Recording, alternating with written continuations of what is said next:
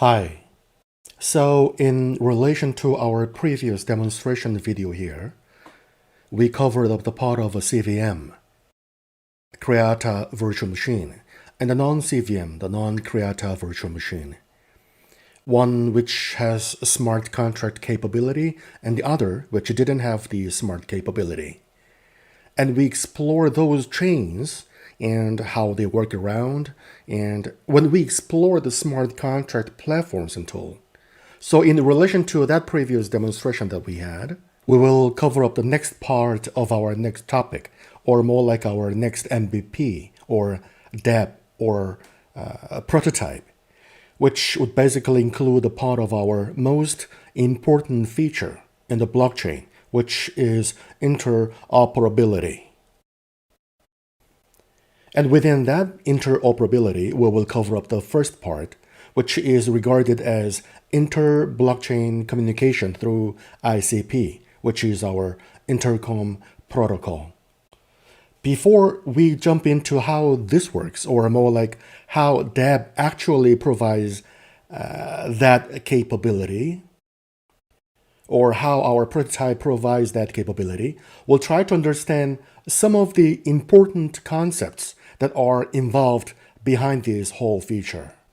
So the first thing is, within CreataChain, our consensus algorithm, which is basically Augustium, includes multiple channels or concepts or foundations through which multiple steps are carried out. Now, in order to, if we explore that area, one of the most important part is ICP, which is our intercom protocol. Now, this protocol is very important in terms of whenever we are trying to carry out inter-blockchain communication. So now, you can also, after this video, as a reference, you can look into the light paper. And I believe it's page number 16 and 15, which are covering 15 and 16, which are covering the part of ICP. So what actually is ICP, or what actually is inter-blockchain communication, or cross-blockchain communication? Now, here in CreataChain, we have defined those two as inter-blockchain communication means that the chains that are powered through Augustium consensus, because Augustium consensus, or the greater network platform, provides the capability or ability to create any number of blockchains, or any independent number of blockchains, or any application-specific blockchain for any kind of a use case, whether it's public, whether it's private, whether it's permission. So the other question arises that if the system is giving the capability to create independent number of blockchains or application-specific blockchain, then how can they interconnect with one another? Or the other question comes in like, for example, when the systems are running for quite long, or there are different platforms A and B, they have their own independent blockchain. In future, they try to carry out communication with one another. Now, they will need to think about whether this capability is available or not, or whether this ability is possible or not, or whether they can do that. Now, we have covered up that part through inter-blockchain communication.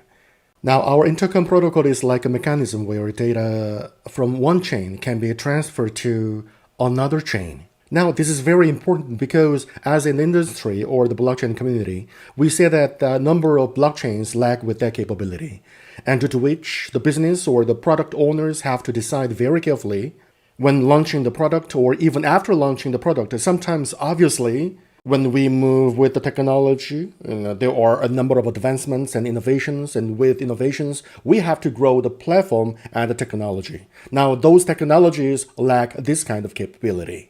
Now, CreataChain overcomes that in terms by providing interoperability and still maintaining security and scalability. Now, when we're talking about that, here, as I said, that if there are multiple blockchains that are running with consensus algorithm, which is Augustium, then they can. Now, what is the benefit? Now, there is no usage of having any central service. Now, we need to keep it, or keep everything on a distributed ledger, or we need to keep everything on blockchain directly. We don't want to go offline or carry out any off-chain communication. So in order to do that, our ICP mechanism or our intercom protocol provides that capability. Here also, if you need to learn more, you can learn as well, where we have a concept of arc chains and sub-arc chains, which are basically regarding as an asset transfer mechanism, an asset conversion mechanism. And they provide, they give the trust level to the consensus, where messages or packets which contain the proofs of transaction carry out their headers or carry out their message to different blockchains through ICP, which are running, and they tell them that certain proof or certain transaction has been insured or has been reserved or is going to be carried out. Then CreataChains get ready, and the intercom protocol overlooks whether the chains are ready or not, whether the systems are ready or not, whether the transaction or the coins are minted or not, or reserved or not. Then in the case, we can get the interchain transfer. Now this is interchain transfer.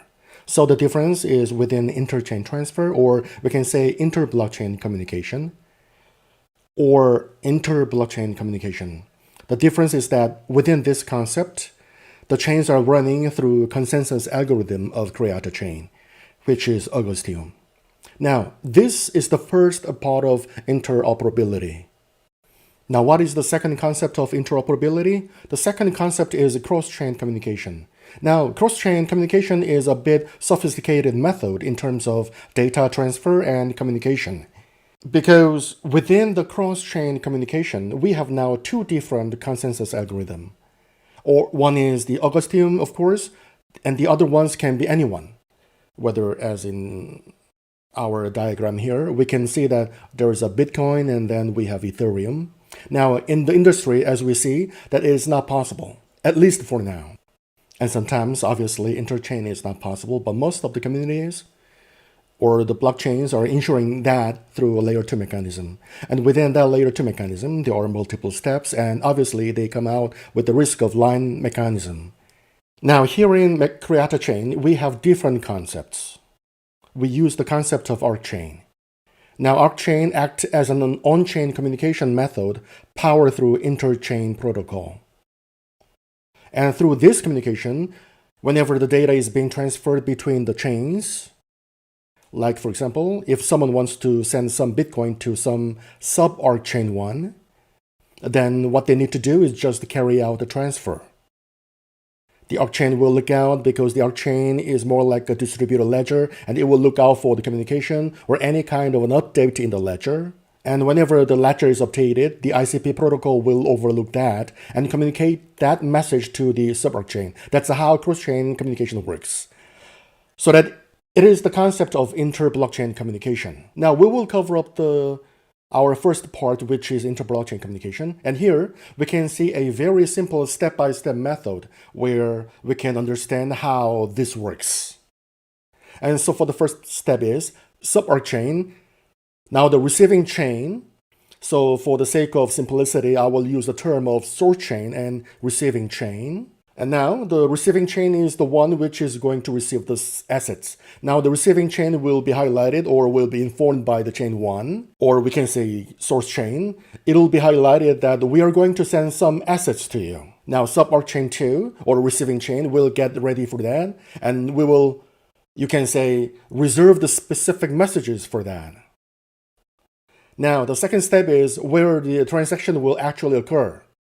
Now, as the transaction is occurring from sub-arc chain 1, which is source chain, to the sub-arc chain 2, which is basically more like our receiver chain. So here, as soon as the transaction is carried out, the assets will be reserved in the background within the ledger, and that proof will be given into the third step, where the receiver chain is being highlighted that the transaction is going to be initiated. The assets are being reserved and the transaction has been successfully proved by the consensus algorithm. Now, as soon as it is done, the fourth step comes in, which is the final step. Here, the chain or our receiver chain will mint the coins. That'll mint the number of coins, which at this step, 10 tokens. We'll mint the 10 tokens and we will carry out the transfer to the specific address. So in the simplest way, Chain 1 is sending the assets to chain 2, and within that methodology, chain 1 will reserve or lock that asset, and the chain 2 will maintain those assets, and within that, the whole ledger is being updated. Now, there is no layer 2 mechanisms involved. Now, there is no, you can see, any offline mechanism involved. This is all being done directly on ledger level. And more like, you can say ICP here, which is basically our intercom protocol, is acting more like a ledger mechanism or a relayer mechanism on transferring our updating the assets or reserving the assets. So this is how whole communication between ARC chain and sub-ARC chain via the ICP protocol is being carried out.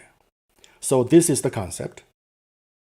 Now, here I have opened up the consoles of two nodes for the sake of simplicity. I will be using one CVM powered chain and one non-CVM powered chain. Now, both of these chains are our power through Augustine consensus algorithm. The difference is that one includes the capability of smart contract and the other one doesn't include that. So CVM, what is CVM? As we all have already covered that, it is a Creata virtual machine which allows the ability for the creator, chain developers, or the business owners to create any kind of a smart contract and launch their dApp on the go. So here we can see this is our blockchain node 1, which is CVM on my left side, and on the right side, this is non-CVM node running in the background for our prototype, for our MVP platform. So now we will jump into our platform.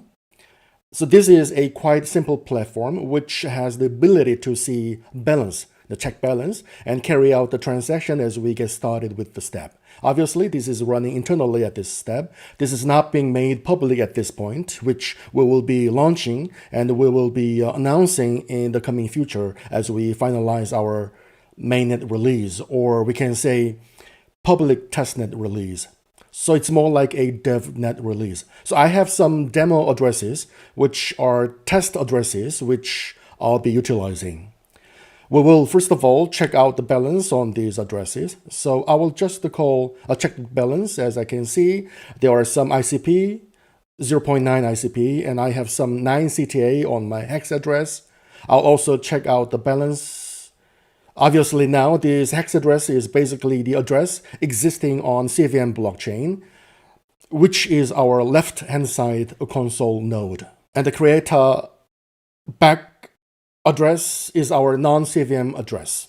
And this address or this wallet has assets existing on our non-CVM node, which is on our right side of console. So I'll check the balance on this as well. So I can see I have 0 ICP and I have 8.9 CTA here. So these are my current balance. Now what I will try to do is try to carry out the transaction from our CVM address to our non-CVM.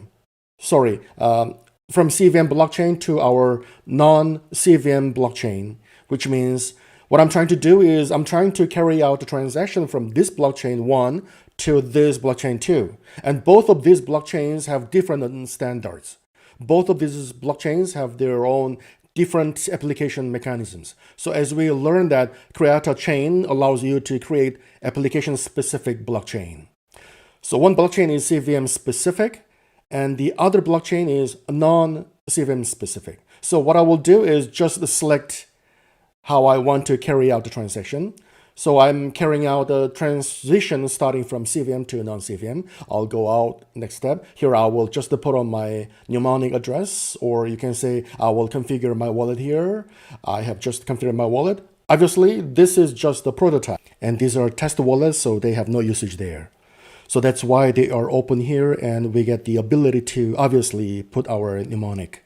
So obviously there are some writer notes as well. Here we can see if we can get any help. So what is the source account? What is the recipient account? So obviously, as the name suggests, source account is the one from which the transaction is going to carry out, and the recipient address is the one which is going to receive assets. So what it means is this node 1 blockchain, or node 1 blockchain 1 is our source node, or source blockchain, and this node 1 of a blockchain 2, or you can say node 2 or blockchain 2, and it is the receiver blockchain. So what I'm going to do is just try to put out address, which I have a dummy address as we saw the balance there. I will initiate the transaction. Now I have an option, whether I want to try to send ICP, whether I want to try CTA. Now the question comes, what is ICP and what is CTA? Now, as for that, we need to go through the white paper, obviously the technical specification. Obviously, this is more like a prototype and MVP mechanism exploring the technical side. So that's why, for the sake of convenience, these two are kept separate. Obviously, in the live public versions, there are going to be a different mechanisms there, or you can say for the ease of usage. So here, as the name suggests, ICP, as you know, is working out as a represent free token, or more like a reserve token, or a representation of a transaction in our intercom protocol. So that's why the names are kept. So CTA are the main assets, primary assets, existing on each different blockchain separately, and ICP are just a way to ensure that certain transfer is carried out, which means that as we saw, that 10 tokens were going to be sent from chain 1 to chain 2. So that's why 10 tokens are going to be reserved on chain 1. 10 tokens are going to be minted in the form of ICP on the chain 2. So as a way of, you can say, communication channel. So now, as I can see, I have 0.9 CTA, ICP available, and I have around 9 CTA available. What I'll try to do is try to send out CTA, because as these are tests, I have carried out some communication previously as well. So what I will do, I'll transfer some more like 5 CTA from our CVM chain to our non-CVM chain. So here I have some steps involved, and I will verify. So before we do that, we see here, this is our blockchain. And here we can see the transfer is being initiated. And here we can see that this chain has been receiving the communication messages from this blockchain. Now, there is no central party involved. This is directly on blockchain level. We can see that we can see logs here. Obviously, the developers are going to understand that these logs, and we can see minted coins, and we can see all the, you can say, messages that are occurring within the blockchain. So this receiver chain, as soon as you know, this communication has been carried out, as we said, that it is with ensuring the capability. So this is done within a matter of seconds. So even in the interoperability, we are ensuring the high scalability as well, which is obviously impossible in the community at this stage. As within the blockchain, single blockchain, this is easy, but when we talk about different blockchains communicating together, then obviously some bottleneck comes in, but we have covered up that through our ICP and ArcChain concept. So this is where the communication is carried out. So as we saw that messages were being transferred, or packets of messages were being transferred from this chain, which is our node 1 CVM, to our non-CVM chain. So that's how the messages occurred, and we can also see the transaction hashes there, and the product chain ensured the transaction. What I will do is try to find out the balance. As we know, we carried out the transaction from our CVM machine to non-CVM, and it was around, I believe, 5 CTA. So first of all, I'll try to find my balance on source machine. So as we see, we had previously 9 CTA, and now there are only 4 left. Similarly now, I'll try to find out the balance of our non-CVM machine. Non-CVM address, what happened there, whether it received or not, so I'll try to find out. So here previously we had 0 ICP there, because no interchain transfers were carried out, and now we have 5 ICP. So that's how we can see that it's properly working and there are no issues. Now let's try to send ICP or try to send back our CTA. Now the usage here is that if we have 2 different blockchains, if one has sent the CTA from one blockchain to another, now, obviously, in the future, maybe he wants to get them back to his previous chain, whether there could be any reason, so the user can do anything they want. In order to ensure the both-way communication is fine, communication on both way is working fine, we move into the step where we are transferring non-CVM assets to the CVM chain. So here again, I'll put down my private key here. Now I have seen my wallet address is written in there. I'll try to put on my hex address. Now this hex address is there. As we can see, I have 5 ICP on our 5 ICP and 8.9 and CTA on source chain.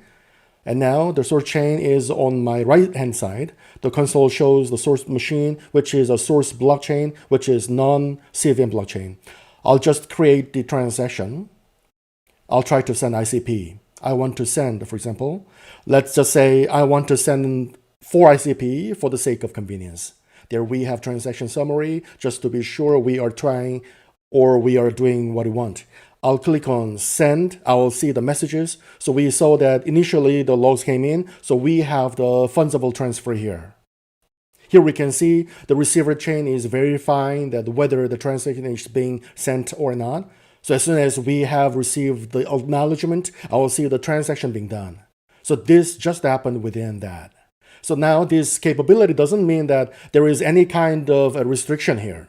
Both ways are allowed and the whole system is working fine at the moment, as we can see. Now, I'll just try to find out the balance on source machine. Now, the source chain is, as we saw, as we explained, that is a CVM. In CVM, we have experiment of addresses for meeting the community standards, of course. So we'll try to find out the balance. And here we saw that our CTA, we've sent out the 4 ICP, and now we have our CTA back. Similarly, I'll try to find out my balance on non-CVM chain. So I will just click on that. I've seen I have 1 ICP left and see the other what day. So this is basically how our intercom protocol works. Our interoperability is being ensured while carrying out our interchain communication. So this is how our interoperability is working. And at this stage, the results are successful, the transactions are successful. Even the tests that the team has been executing, they are working quite perfectly.